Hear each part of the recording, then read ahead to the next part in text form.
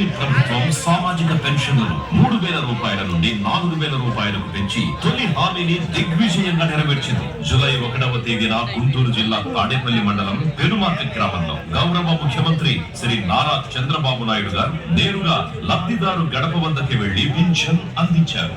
పెంచిన పెన్షన్ లో 4,000 రూపాయలతో పాటు గడిచిన 3 నెలలకు సంబంధించిన బకాయిలు 3,000 రూపాయలు కలిపి లబ్ధిదారులకు జూలై మాసంలో 7,000 రూపాయల పెన్షన్ ను అందించి ఇచ్చిన మాట ప్రకారం చెప్పిన సమయానికే ఎన్టీఆర్ భరోసా పెన్షన్లను లబ్ధిదారులకు అందజేసి తొలి అడుగు విజయవంతంగా వేసింది కూటమి ప్రభుత్వం.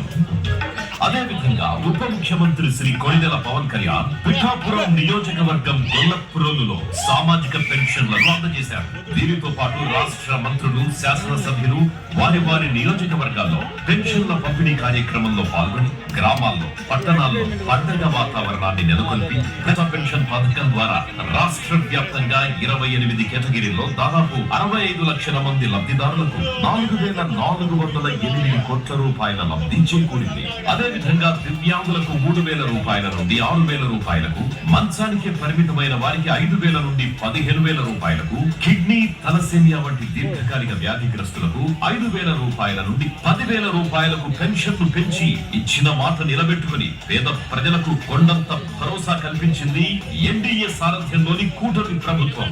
కూటమి ప్రభుత్వంతో రాష్ట్రానికి మంచి రోజులు వచ్చాయని, పేదింటి పెద్ద కొడుకు వచ్చాడని, రాష్ట్ర ప్రజలు ఆకాంక్షలు నెరవేరుతాయని భరోసా కలిగింది.